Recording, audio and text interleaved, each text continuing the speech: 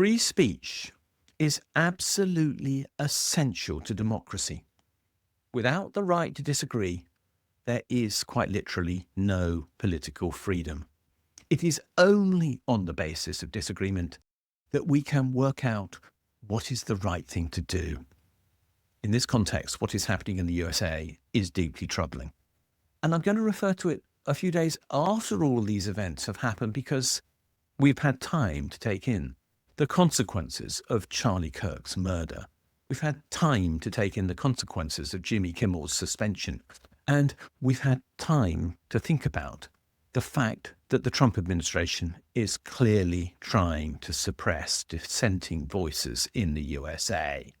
Trump says he wants to criminalize Antifa, which stands for anti-fascist, although there is no such organization in existence. And we should remember that in the UK, Palestine Action supporters in their thousands now are waiting to be tried as criminals for the simple act of protest, writing 2 words on a piece of cardboard and holding it up in public. And yet, as I pointed out right at the beginning, free speech is fundamental to protecting the voices of those who want to hold power to account. So powerful that, of course, it is protected in the USA by the First Amendment to the Constitution. And yet, that is now under threat from Trump. Disagreement is not a threat. Making jokes about the president is not a threat. But Trump disagrees. He says that's enough for you to have your license to broadcast removed. And yet the whole basis of the Fourth Estate, the power of the journalists and other institutions to hold politics to account, is dependent upon this right to actually express humour at the expense of those who you are lampooning or those who consider themselves so powerful that they are beyond accountability. Suppressing dissent destroys accountability. And that is precisely what Trump is trying to do with his threats to the media. And he only has to raise the threat. That's now very clear. He doesn't even have to ban these people anymore. He just has to threaten that he might take away somebody's license. And it appears that every broadcaster jumps to his tune, something that was last seen in Germany in 1933.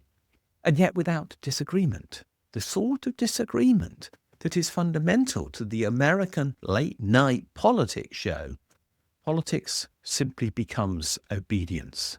And we can't afford obedience. We have to have the right to criticize as well. And if broadcasters fear retaliation, dissenting voices vanish. That's the threat of what Trump is doing. The threat to Antifa is also extremely nebulous because there isn't something called Antifa. Everybody who's a critic of Trump is Antifa. And that's why he's chosen this idea. Labeling everybody as an opponent, as an extremist and as unlawful, which is what he is doing, creates the ambiguity that censors everyone without censors ever having to censor anyone. And this ambiguity is destructive because it delegitimizes the whole process of talking about protest. Criminalizing disagreement is the authoritarian playbook. And we are, again, and I stress this, seeing this in the UK, that is what the Palestine Action movement by the government is all about. They're trying to label protesters as extremists. But let's be blunt about it. It isn't extreme to say you have concern about what is happening in Gaza. For anyone to say so is to simply undermine the essential humanity of those who are being arrested. 80-year-old vicars, a lot of people who are in retirement, doctors, they are saying they've had enough. But apparently that is a terrorist act. And no, I don't think it is. And I reserve the right to say that because I want to live in a democracy where disagreement is allowed and not censored or punished or criminalized. And this is the fight we have on our hands now. This is the fight that is going on in America. This is the fight that is causing people there to feel really frightened. And frankly, which is causing people here in the UK to feel really frightened. There are lawyers, there are NGOs, there are people who work with immigrants, there are people who work with refugees, all of whom are saying they now feel threatened because of what they do. I feel threatened because of what I do. And why not? Because you could argue that I'm Antifa. I do oppose fascism. A lot of the things I talk about are about how to oppose fascism. But that doesn't make me an extremist.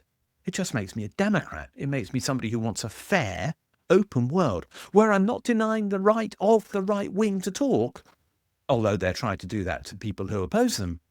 I'm just saying I disagree with them. I disagree with authoritarianism. So my point is this. We have to defend dissent as a democratic necessity. We have to defend free speech because it means the right to criticize power persists. And this struggle is not about left or right, but it is about freedom versus control. Those are the key points. This is about everybody having the right to an opinion and not some having the right to remove the objection of others to the opinions that they hold. So what should you do? You should, I hope, resist censorship. You should defend the right to protest. You should protect disagreement and say that it is valid. We do need to talk about this in our families, to our friends, in our workplaces, to our neighbours, and say, I don't have to agree with you, and I have the right to disagree. Keep talking about this. Keep watching this video channel. Look at others that share this view and promote the opinion that democracy and the right to dissent matters. Ultimately, keep on carrying on, because unless we do, we're going to end up without the right to say what we think. And when that happens, we're not just all the poorer, we have lost every freedom that we had. Thanks for watching this video. If you've enjoyed it, please do click the like and subscribe buttons because they do genuinely help us spread the word on YouTube. As importantly, could you have a look at the section below this video where it says more, and there you'll find a link to my blog. And if you follow that for the specific link to the blog entry related to this video, you'll find a transcript of this video and lots of other related material, plus a ChatGPT prompt that you could use to write a letter to your MP on the contents of this video, which will turn you into a campaigner, which will be a great thing to do. Finally, if you do appreciate the work we're doing, can you think about giving us a donation? If you'd like to do so, there's a link below, or you can find one on my blog where there's a Ko-fi button saying, please buy me a coffee. Thanks a lot, and we'll see you again soon.